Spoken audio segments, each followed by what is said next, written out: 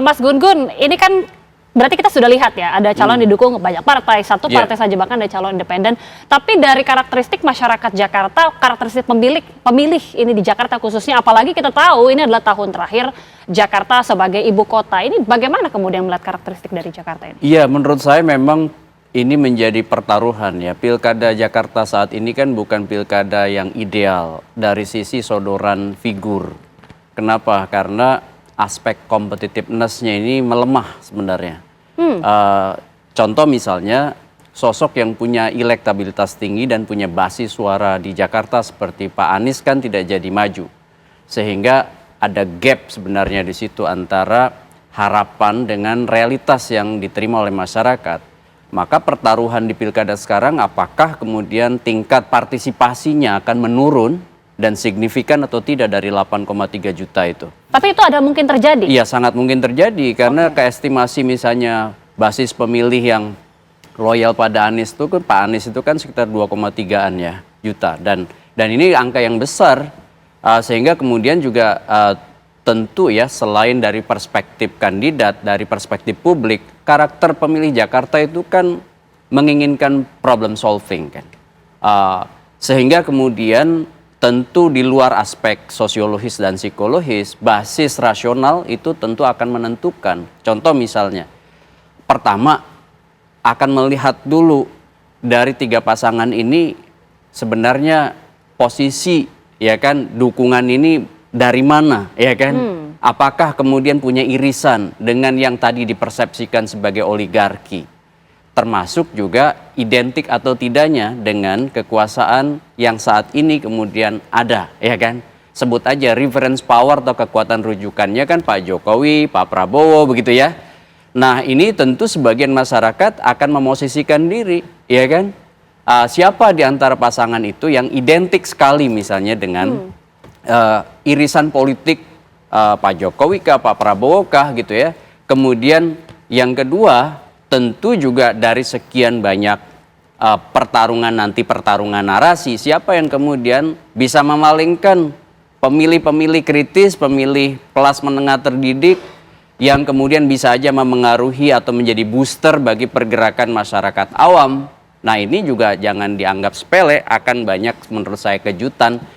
Kejutan itu bisa dalam arti berpartisipasi di bilik suara atau gerakan lainnya. Maksud saya kan partisipasi tidak hanya konvensional di bilik suara, tapi juga bisa protes, bisa kemudian mosi tidak percaya, ya kan? Kan banyak hal yang kemudian sangat mungkin terjadi kalau asumsi kritisnya masyarakat itu tidak terkanalisasi dengan baik.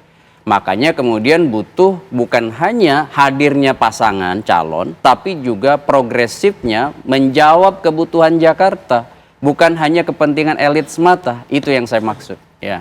Oke, menarik juga tadi disebutkan oleh Mas Gun-Gun bahwa ketika Anies Baswedan tidak kemudian berkontestasi di Pilkada Jakarta, akan kemanakah ceruk suara dari pendukung Anies Baswedan? Karena Bang Andreas, kita sudah mendengar juga pernyataan langsung dari Bang Rano yang sebenarnya sempat mengisyaratkan apakah mungkin Anies Baswedan ini menjadi juru bicara atau menjadi jubir tim ses ya dari Pramono Anung dan juga Rano Karno? Ini bisa ditanggapi Bang Andreas, tapi kita jeda dulu pemirsa, kami kembali saat lagi. Pemirsa, sebelum kita melanjutkan dialog, pemirsa kami hadirkan informasi, inilah dia bagaimana tahapan dan juga jadwal dari Pilkada serentak pada tahun 2024. Kami hadirkan untuk Anda pemirsa, inilah jadwal Pilkada serentak dari tanggal 5 Mei sampai 19 Agustus, mulai dari pemenuhan persyaratan dukungan pasangan calon perseorangan. Kemudian tanggal 24 sampai 26 Agustus merupakan pengumuman pendaftaran pasangan calon. Nah selanjutnya kita tahu bersama tanggal 27 hingga 29 Agustus ini adalah pendaftaran dari pasangan calon.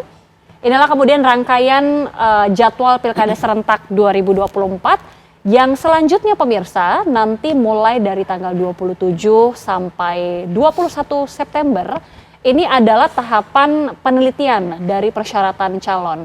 Barulah kemudian nanti pada tanggal 22 September KPU ini akan menetapkan atau penetapan dari pasangan calon yang setelah itu akan dilanjutkan dengan pelaksanaan kampanye. Ini mulai berlangsung dari tanggal 25 September sampai tanggal 23 November. Selanjutnya pemirsa, pada tanggal 27 November kita tahu ini akan langsung dilaksanakan pelaksanaan pemungutan suara dan penghitungan suara dan juga rekapitulasi dari hasil penghitungan suara ini akan dilakukan mulai dari tanggal 27 November sampai 16 Desember 2024. Inilah sekilas jadwal Pilkada serentak 2024. Saya mungkin langsung ke Bang Andreas melanjutkan pertanyaan yang menggantung tadi. Kita sudah tahu Bang Rano Karno atau Bang Dul ini juga salah satu tokoh Betawi yang kemudian diusung. Ini mungkin salah satu strategi untuk menarik masyarakat Jakarta, khususnya masyarakat Betawi. Tapi melihat pertemuan yang berlangsung antara Pak Pramono dan juga Bang Rano Karno serta Anies Baswedan pada hari ini di CFD, apakah ini salah satu strategi untuk bisa menggait pemilih Jakarta lainnya, terutama ceruk pendukung Anies? Apalagi tadi Mas Gun Gun mengatakan ceruk pemilik Anies ini sangat besar, Bang Andreas. Ya betul, ya bagus apa yang tadi disampaikan oleh Mas Gun Gun sehingga kita bisa lihat kembali ke belakang, artinya bagaimana proses, terutama di saat-saat hari-hari terakhir ini gitu, bahwa ya PDI Perjuangan dan Mas Anies katakanlah di sini ya baik partai maupun sebagai figur yang praktis hampir tertutup peluangnya gitu, hampir tertutup peluangnya. Sehingga juga ada pembicaraan, ada komunikasi yang lumayan intensif maaf antara Mas Anies dengan PDI Perjuangan.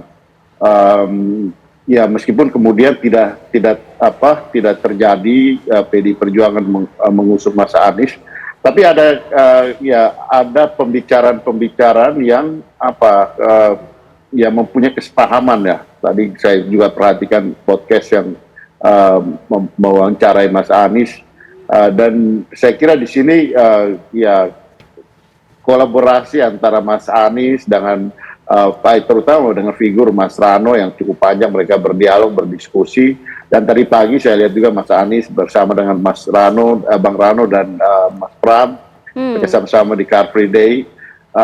Ini juga menunjukkan bahwa ya kita perlu ceruk dukungan dari Mas Anies. Dalam hal ini kita tahu semua bahwa ya Mas Anies punya pendukung yang solid, masif di Jakarta ini gitu. Okay. Dan sayang sekali Mas Anies tidak bisa maju di Pilkada DKI, sehingga saya kira kita ya menawarkan diri untuk sama-sama bekerja sama di dalam proses untuk memenangkan Pilkada DKI. Karena ya kita juga tidak mau ada Mas Anies tidak ditinggal di dalam proses ini, dan tentu Mas Anies punya pertimbangan-pertimbangan ke depan bagaimana, tapi untuk menghadapi Pilkada hari ini tentu ya komunikasi dan kolaborasi itu penting untuk supaya jangan sampai ada bagian dari kelompok masyarakat yang tertinggal di dalam proses Pilkada, yang dikhawatirkan oleh Mas Gun tadi gitu, bahwa ada kelompok masyarakat yang kemudian tidak menghendaki, tidak mau memilih atau datang untuk memilih semua calon gitu hanya karena mereka kecewa dengan proses Pilkada yang sebelumnya terjadi. Sehingga ke depan kita lihat bagaimana partisipasi ini benar-benar maksimal, dan kemudian dari partisipasi yang maksimal, dukungan yang solid, ya Pilkada ini bisa menghasilkan gubernur dan wakil gubernur yang kemudian bisa bekerja penuh full untuk masyarakat Jakarta. Oke.